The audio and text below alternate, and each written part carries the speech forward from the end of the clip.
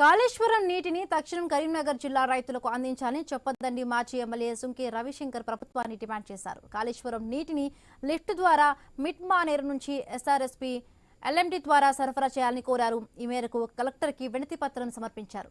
పంటలకు నీరందక రైతులు ఇబ్బంది పడుతూ ఉన్నారని, మొక్కలు ఎండిపోకుండా బిందెలతో తడపాల్సిన పరిస్థితి నెలకొని ఉందని తెలిపారు.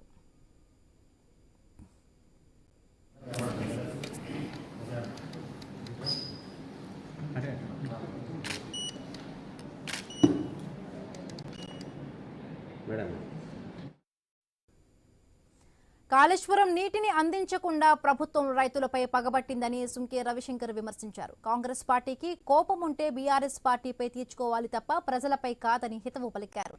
కేసీఆర్ హయాంలో ప్రతి గ్రామంలో చెరువులు, కుంటలు నిండుగా ఉండేవని గుర్తు చేశారు. కేసీఆర్కి మంచి పేరొస్తుందే దురుద్దేశంతోనే రైతులకు నీరందించకుండా 98,000 క్యూసెక్కులను వృధాగా సముద్రంలోకి వదులుతున్నారని మండిపడ్డారు.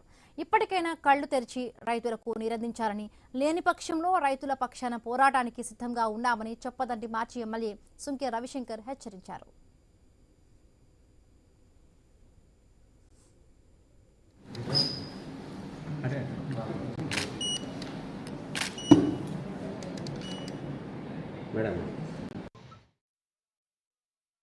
మీ పగ, మీ కక్ష వీడండి. ఏదైనా కక్షనో పగనో తీర్చుకోవాలనుకుంటే మా బీఆర్ఎస్ నాయకుల మీద మీరు ఈ యొక్క కక్షనో కుట్రనో చేయండి తప్ప మీరు రైతుల మీద ఇప్పటికైనా ఆ కక్ష వీడాలని చెప్పి తెలియజేస్తూ, మరి అంతేకాకుండా ఎరువుల కోసం, విత్తనాల కోసం మరి అలా మళ్ళీ రైతులందరూ ఇట్లా రోడ్ల మీద నిలబడేటువంటి పరిస్థితి వచ్చింది. చెప్పులు లైన్లో పెడుతున్నారు, అదేవిధంగా ఆధార్ కార్డులను లైన్లో పెడుతున్నారు.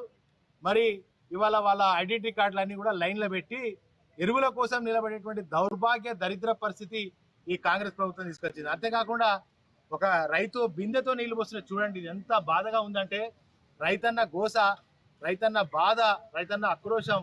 ఇవాళ దేశానికి అన్నం పెట్టే రైతన్న బిందెతో నీళ్లు పోసి ఆ పంటను కాపాడుకునేటువంటి పరిస్థితి తెలంగాణ రాష్ట్రంలో వచ్చింది. ఇవాళ రైతుల పట్ల